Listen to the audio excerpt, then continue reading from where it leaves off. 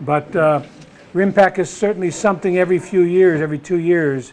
It seems to increase the nature of it, the destructive nature for the oceans, air, land, and sea, people, plants, and animals, I say. So we're here tonight. We have a full program with 3 great speakers, Kealoha Pisciotta, Dr. Lauren Pang, and Paka Harp. And we're going to start off in this order, too. So we'll introduce Kealoha Pisciotta, who's been a key figure in the Mauna Kea movement, and up to her eyeballs in the lawsuits with the Supreme Court. But she had been a cultural monitor at Pohakuloa, so her eyes have been on the Aina up there, too, as well as up in Mauna Kea. So we're really glad to have her here. So please welcome Kealoha. And thank you, Kealoha. Oh, do I have to do this? No, you just... You guys can hear me, right? Do I need this? Oh, do I need this? David Corrigan. Oh, sorry. It's just for me. Yeah. You can just put it down. Okay. All right. Aloha. Aloha. I'm really honored to be here with all of these guys, our heroes for a long time. Northwest Hawaiian Islands, Folklore, the whole issue of bombing Hawaii, which the world doesn't seem to understand, that we are being bombed all over the place, and that we're really living in this kind of oppression and fear of this kind of thing. Working at Pohakuloa, I probably would have still been working up there, but I had a stroke, which was debilitating, and you know, it's a medical condition, but I would have to say that it was an emotional condition also, I feel. It was very, very difficult to have to watch them bomb the Aina every day. And there were 6 cultural monitors in our team. And there wasn't enough of us to go around, really. So we had to constantly be roaming. And it was just overall difficult. We had issues, though, with very small things. Every day our job was to look at the culture and to try to explain to the military what of that culture needed to be protected. Besides the obvious archaeological sites, there were all kinds of sites that we also helped them understand by interpreting them, because the archaeologists look just at sort of hard things, but as cultural monitors, we're allowed to look at the tangible and intangible effects, because it's a 106 consultation that the Army is supposed to be doing, which you're technically supposed to do before you begin any project. But they just kind of have this ongoing. So there was a lot of confusion for us as monitors to begin with. We're like, okay, well, at what point are we supposed to stop things when, you know, it gets kind of funky?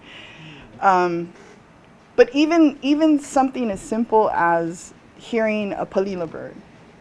I reported that in my daily logs, and they sent it back to me and they said, you didn't see a palila bird. And I said, well, actually, no, I didn't see one, I heard one. And they said, well, no, you couldn't have, because it's not their range. And I'm like, of course it's their range. We fought the lawsuit over here, you know, to have the critical habitat, right, protected. Of course it's their range. I'm like, what's the big deal? And they're like, well, you can't have any endangered species. And I said, well, listen, you are going to have. So this was the daily kind of struggle. We asked, but actually, every day was a struggle like that. But what we learned as monitors was that we can actually make a difference to the culture of the military in a strange way. Like, for example, we used to go off in our little corner every morning to pule and pray. And by the time we were done, everyone was in the circle praying. Because we were praying, you know, when you pray for everyone. You can't say, oh, I'm only going to pray for our side, but not that side. So kind of we had to go with that play because it was very high spiritual energy out there. And so some of the places that we made headway were, for example, asking the colonel and then later general to stop bulldozing the trees. And they said, well, trees aren't anything. And we said, well, yes, they are. They're in the embodiment of our akua, you know. Without the trees, you change the weather pattern. The trees collect the water from the sky and deliver it into the ground. So we had that actual conversation, and he was like, oh, okay, is that right? And we're like, yes. So can we have a global position that we just don't bulldoze the tree? That would be good. He's like, okay, Miss Kealoha, we'll can we have a global position, boys, not to do the tree?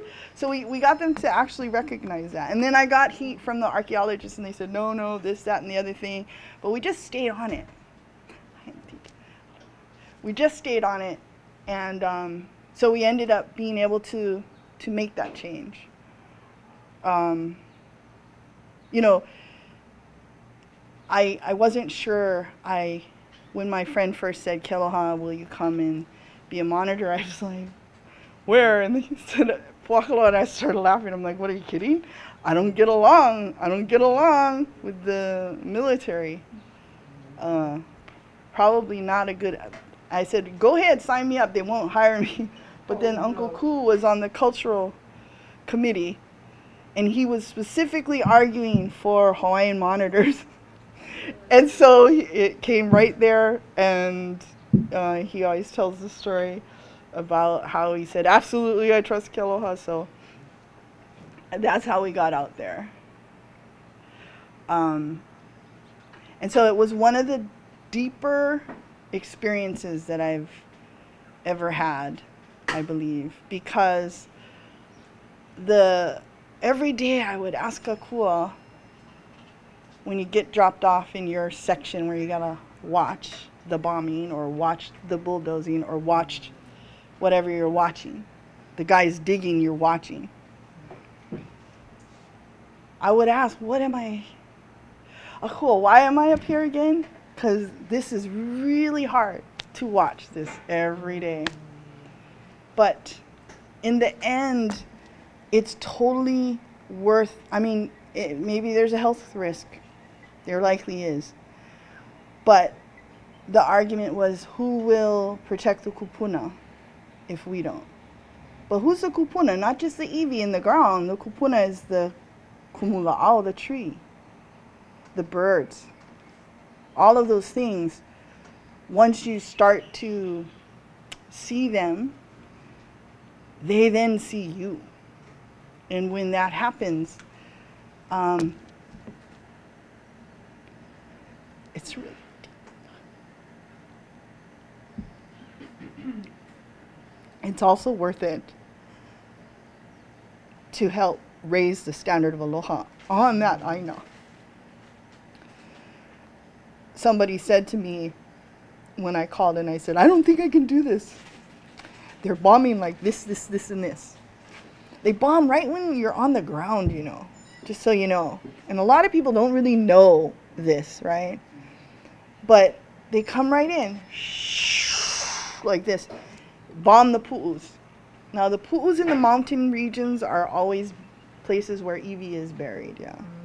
So that was a big one for us. Stop bombing the pu'us, please stop bombing the pu'us. That was another issue that we asked them to stop. And I don't think they really did. But we had to ask. And we should keep asking, right? The feeling, my friend said to me, when you don't know what you're doing out there, Kealoha, awaken the seeds so they'll grow.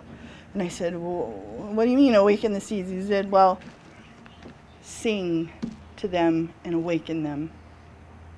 You know, it's that kind of profound thing that saves you when they're coming down from the sky and just bombing the Aina right in front of your eyes, you know.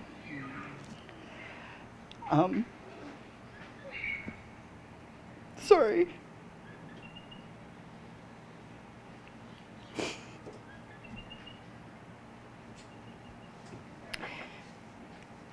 Uncle Ku's and Auntie Maxine's case is very important.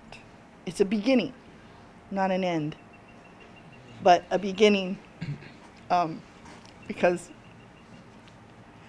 all of the things that the monitors wrote became a part of his case, their case, Auntie Maxine's case. And that's important because we recorded everything. Everything we saw. Like, we kept complaining all the time because we know they're using white phosphorus. We'd say, are you using white phosphorus? We think you are because we can see it in the forest. Thank you so much. What it can do to humans, think what it's doing to the animals as well.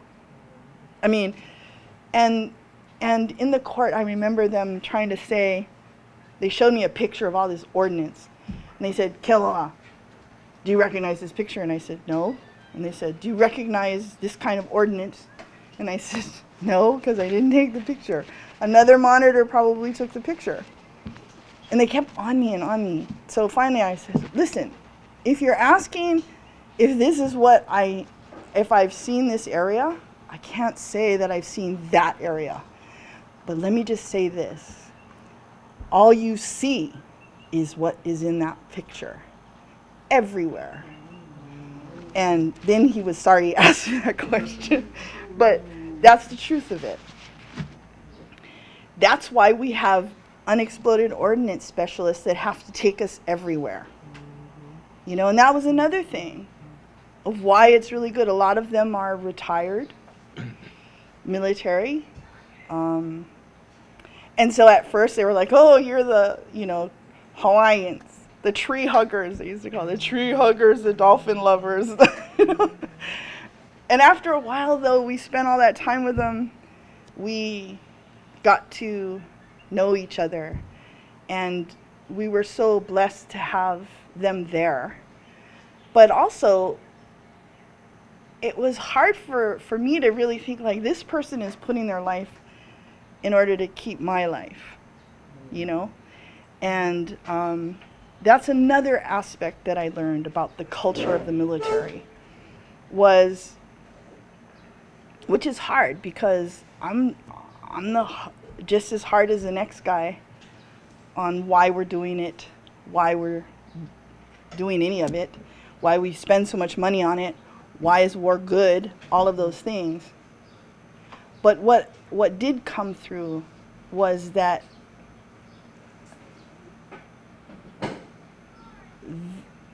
they have that human side that's just like us. And so we made good friends, some of which we still talk to via Facebook and other things. And the tragedy of how young those people are that are being sent. They told us that we couldn't talk to them or look at them. And we were like, well, we're Kanakas. That's out the door.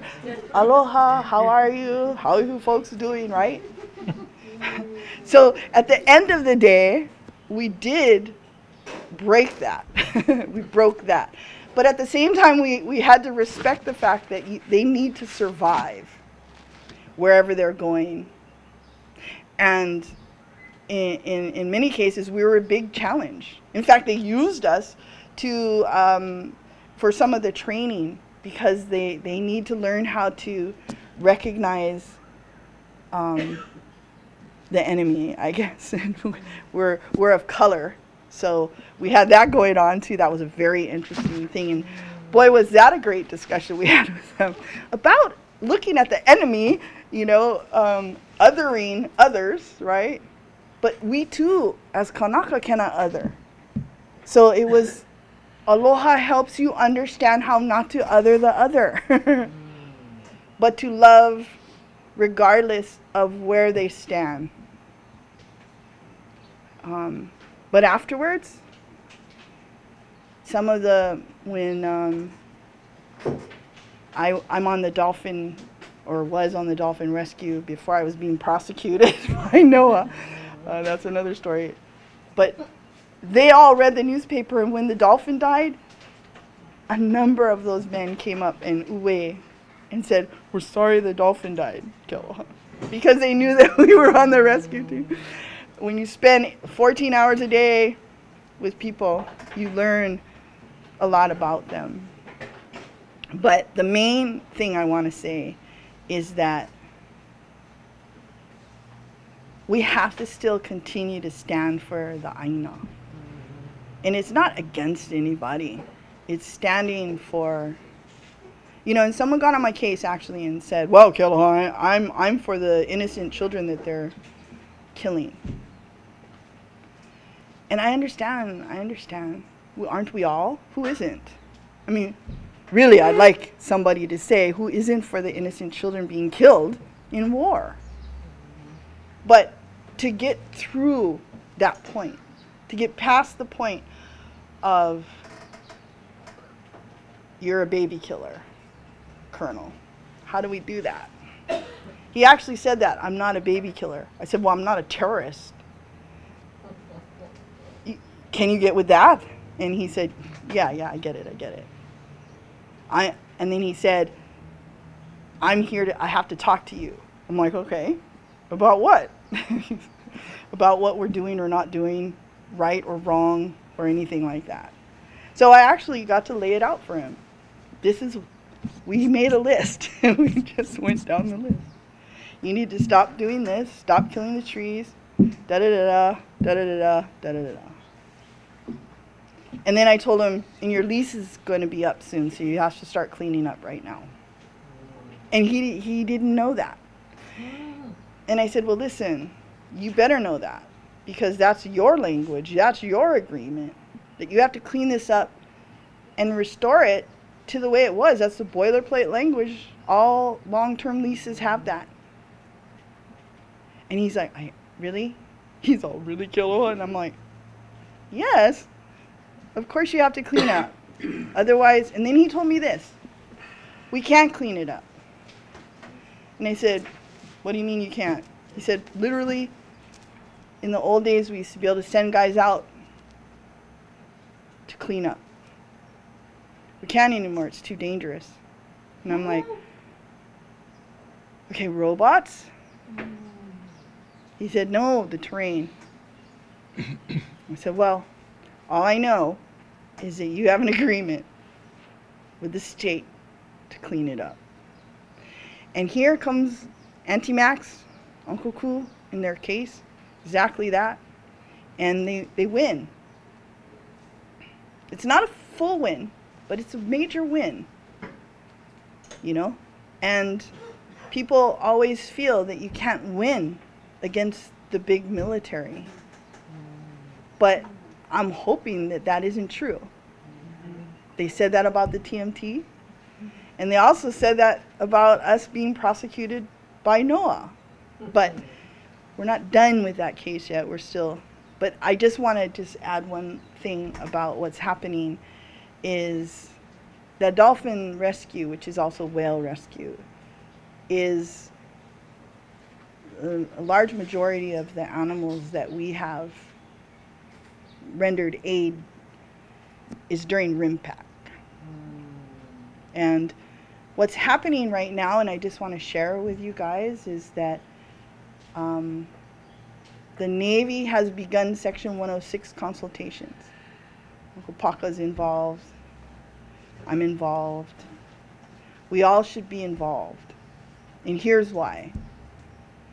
Because this sonar training that they're going to do, which goes from California all the way to Hawaii, I mean, I went to testify. I was pretty emotional then, saying, hey, that is the direct route of our kanaloa, our whales. Their migration route, their ancient route. I said, that's the ancient route of our own pathways in the ocean. So they got a take permit. Okay, we're being prosecuted, by the way, by NOAA because we helped a whale. And then we buried it at sea in a traditional way, and they didn't give us permission, they said. So they prosecute us. We've been going in the case, I think, 6 years already. Anyway, no, maybe it's only 4. 4 years. My time's not so good. But the Navy got a permit to kill, hurt, maim, or change the behavior of more than 10 million animals. So that can be endangered monk seals, dolphins, whales, turtles, sharks. Over a 5-year period. Now, ironically, I was a witness in the Earth Justice case, and that's what caused this EIS to happen that they're doing now.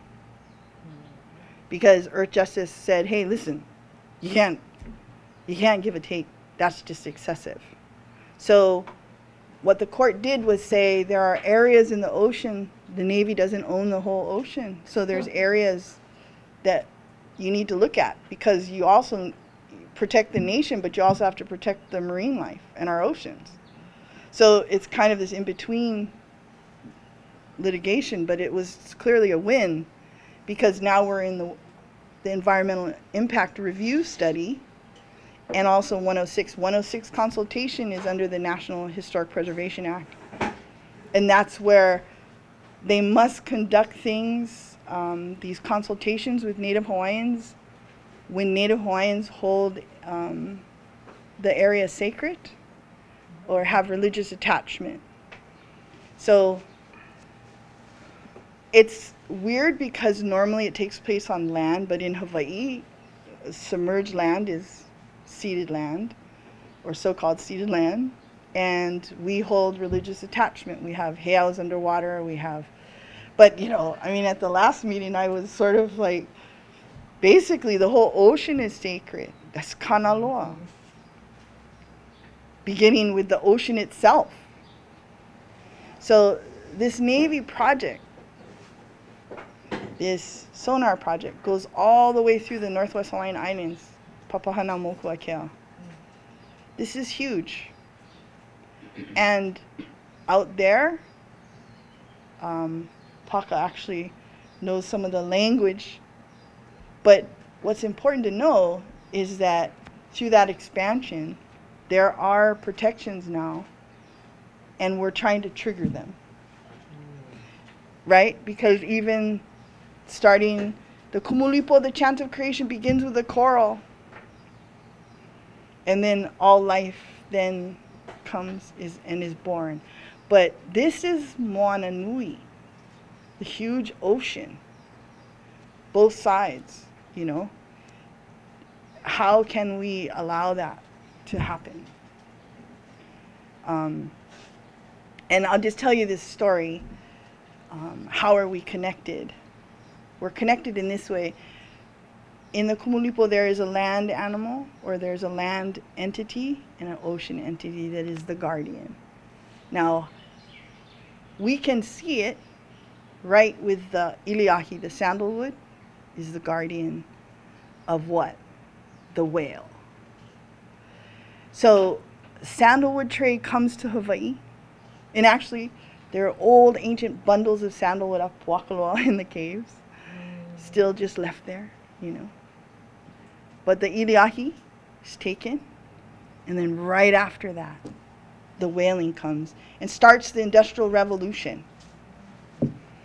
This is key because the Industrial Revolution, what's peeling the Industrial Revolution back is the Save the Whale movement, the peace movement, the earth movement, the green movement. All of those things are actually helping us reverse all of that impact that has occurred. But the kupuna used to say there was so much whales that you could walk from Big Island to Maui on their back. But now, right? But Hawaii was a pu'uhonua for the whales. So, and in the chant of creation, they are born in the second wa, the second epic period. So they actually help sing us into being as the humans, because most things were born before we were born, the humans. Then on the 8th day, man opened his eyes and light came into the world. So the kanaloas, the whales, those entities come from the pole in the darkness, and then they emerge and help us be born and puka through into the time of the light that we know now. So just like there's two places where the poles exist on Mauna Kea, in the highest, darkest night of the sky, and then the deepest, darkest ocean. Those are the two places where creation continues to exist, according to our kumulipo. Just because, you know, we don't chant it very much doesn't mean it ended. It just means there's no one's continuing that oli. Anyways, so I just want to say that I want to say one thing, and that is that as dire as things look, we are winning slowly but consistently and sure. On the Mauna Kea thing, for example, we've won every single case. The draconian rules were thrown out. The Kiai, none of their things stuck. Only 2 of them, but that's only because they didn't go back. But nevertheless, they were willing to take that punishment, even though they shouldn't have gotten that punishment. The courts throw it out, throw it out, throw it out. So there's that. The Puakaloa case. Those are the things we have to look at, because if we lose hope, then they win. They rely on that hopelessness, because that's makes us not want to do anything. And so I want to say in spite of them, but let's not say that word. Let's just say we continue. Oh, I know how to say it. We continue for goodness sake. Someone was telling me, yeah, Kealoha, are you speaking truth to power? And I was like, no. They were from Berkeley. And they're like, you know, from back in the day. And they said, what do you mean? And I said, I'm not speaking truth to power, because they're not the power. That's the truth. They're not the power. We're the power. Actually, the Mauna's the power, the ocean's the power, the wind's the power, the volcano's the power, Tutupele is the power. I'm not going to give them that. The Akua is the power. And we align with that, and we move it forward. And after that, you know, they can talk to the hand, you know. But in a loving, respectful way, we don't have to obey anything we don't agree to. So I'm just saying, we keep up the resistance or the flow. We're flowing forward. We leave you guys back there. We're power already dealing with this kind of way of doing all this stuff that isn't pono. We're done. And I think we need to stand up and say it. And we are. The Kiai are. People all over the world are. They're done. And it's okay to be done and move on, because we're inviting them to live in a better way. And that's all I want to say. Mahalo. Mahalo, you guys. Wow, deep stuff, Kealoha. Mahalo.